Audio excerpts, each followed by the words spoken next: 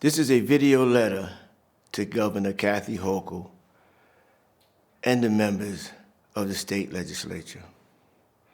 Doing this by video because it seems like the only way we get our side of the story out is we have to create our own, because the narrative that's being told is one that is not true. First and foremost, my name is Jerome R. Wright. I'm the co-director of the HALT Solitary campaign, as well as co-direct the New York State Jail's Justice Network. However, I'm addressing this letter to you not in my co-director position. I'm addressing this to you as somebody uniquely qualified to talk about the current problem and crisis that we have. You know, I am somebody who is a survivor of solitary. And to look at me right now, you would not know that the vestiges and residue from that torture still remains with me. I want you, Governor, to put yourself in your bathroom. Probably bigger than the cell, but just in your bathroom for 24 hours. You can't leave, all your meals are given there. There's nobody who's going to come down and give you any counseling, any therapy, any education, any program, any conversation. 24 hours. I guarantee you, if you seclude yourself in your bathroom for 24 hours, you will only have a scintilla of the feelings that a person who is in solitary confinement feels. And all those men and women who are in solitary confinement now as a result of this strike are feeling right now. The sense of claustrophobia, the depression, the anxiety, the mental games that you play with yourself, the isolation. I want you to think about it. Think about being so alone that even the sounds that you hear outside of your cell mean nothing to you. There are two of the worst things that can happen to any human being. They be ostracized and isolated. And solitary confinement does both. Not to mention that even the staff who works in there have the highest levels of substance abuse, domestic violence, drugs, alcohol. Think about it, because they are in an oppressive environment and they're pressing on others, and it has no other place than to come back on them. Solitary confinement is torture. I was tortured. It's torturous mentally, physically, emotionally, and spiritually. Martin Luther King Jr. said that his darkest moments in his entire life were those he spent when he was incarcerated and in solitary confinement.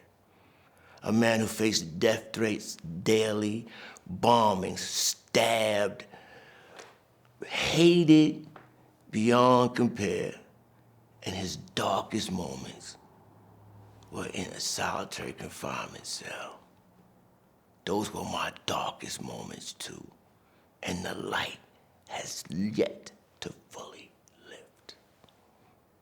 Not to mention that it's torture by my definition and by anybody who has experienced it. It is torture by international law. The Mandela rules state that no person, regardless of circumstance or situation, can be held in isolation, solitary confinement for more than 15 days. That is an international law that we're breaking, a law that the United States signed on to, a law that we violate every day, a law that's violated right now, a law that would not be violated if the humane alternatives to long-term solitary confinement law was implemented fully to the letter and spirit of the law. I would really like to take for a moment the opportunity to totally debunk some of the false accusations and claims that the corrections officers and NYSCOBA have laid before you. First and foremost, their safety. The last correction officer who died in the line of duty in the state of New York was Donna Payon in 1981 in Greenhaven Correctional Facility, allegedly by an incarcerated person. Since that time, hundreds, if not thousands, of incarcerated people have been killed at the hands of the Department of Corrections and Community Supervision. Whose safety is in jeopardy? Their own generated documents show that they have not had many severe injuries, mostly minor, in any altercation they've had. And we all know from the Robert Brooks lynching that they will assault an incarcerated person, and in an effort to clean that up, will charge that person with assault. And do you know how I know? Because in 1990, it happened to me at Wendy Correctional Facility when I was assaulted and beaten along with some colleagues and beaten within an inch of my life for testifying in a racial discrimination suit, Santiago versus Miles, that we won, by the way, that proved there was racial discrimination in housing, cells, employment, and disciplinary. And it wasn't just Elmira, it was one of the places that we were able to prove it. And I was beaten, and I was thrown in solitary confinement, and I was charged with assaulting the staff. A blatant lie, but the camera was turned off for me. So I couldn't prove it indisputably. But the camera was not turned off for Mr. Brooks. Governor Hochul, when it became apparent that you would succeed the Cuomo administration and become the governor of the state, many of my friends from downstate asked what we could expect.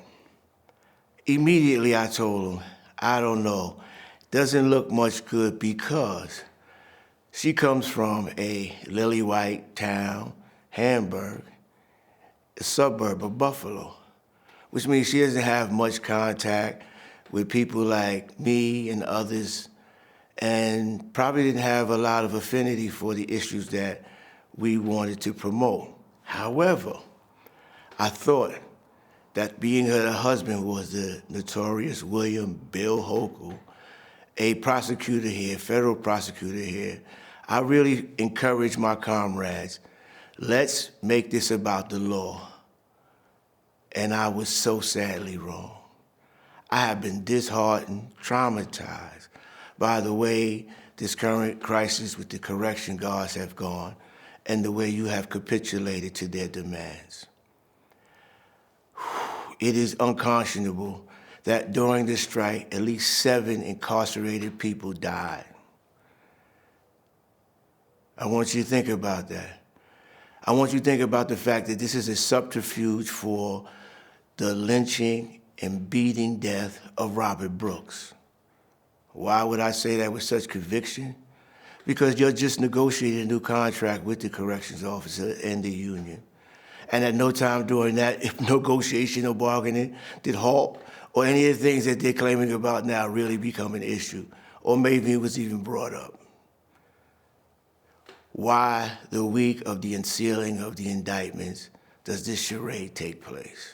To divert from the attention that the unmistakable eye of the video cameras who caught that lynching on film, and which nobody can dispute, was going to tarnish not only their relationships, but it was also going to tell the tale that many of us, like myself, have told for years of the brutality, the racism, the torture, and the death that goes on in those facilities.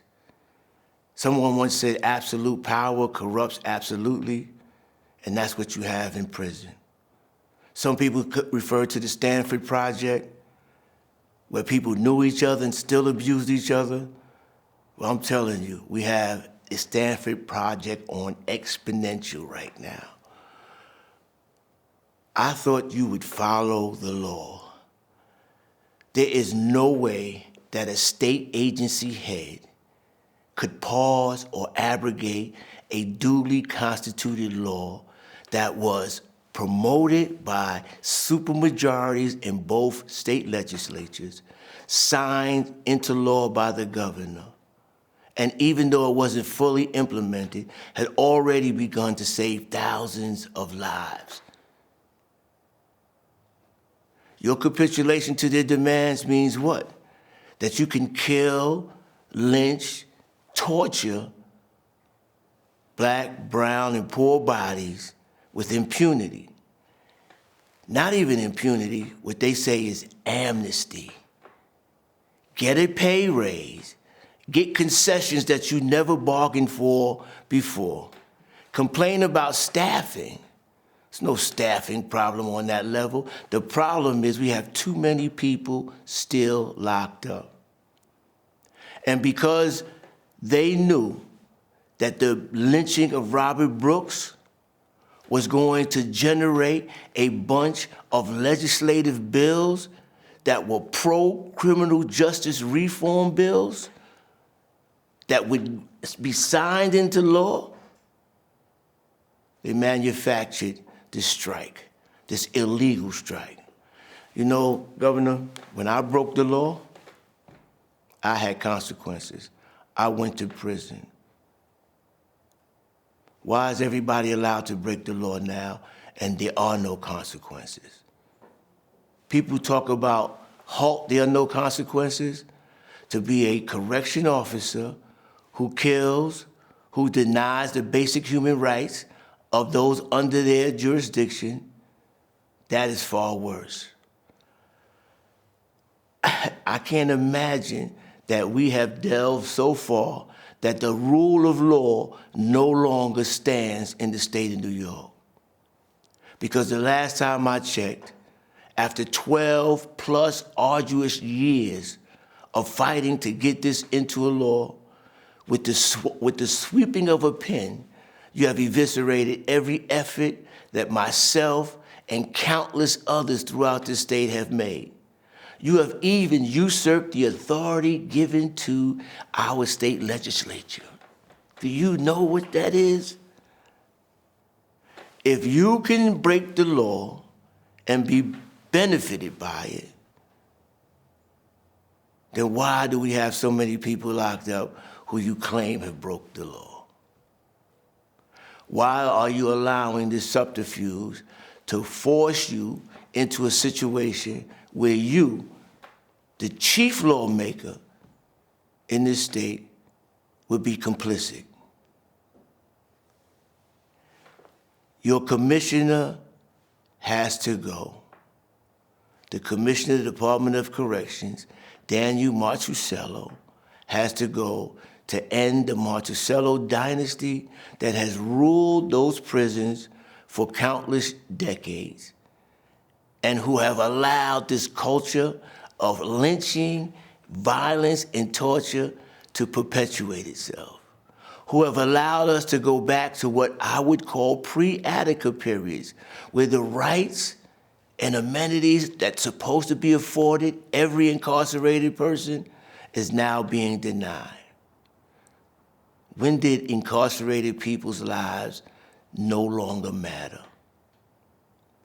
Governor Hochul, I am personally appealing to you as somebody who was tortured by solitary, as somebody who advocated and fought for its passing as a law, and somebody who's fought for the last 4 years, 3 years to get it fully implemented, to not be complicit in breaking the law, to fire the Commissioner of the Department of Corrections,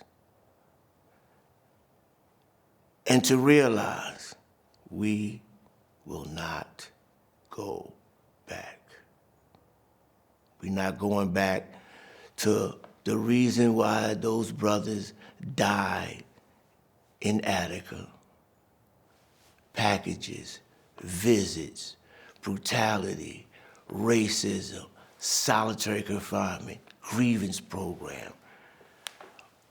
All the things that under the regime of the Marticellos have been slowly but effectively taken away. We will not go back. We don't want another Attica. We don't want Attica 2.0. And I surmise and suspect, neither do you, Governor Hochul. End this complicity now. Follow the law and direct the rest of the state to follow the law also. Thank you.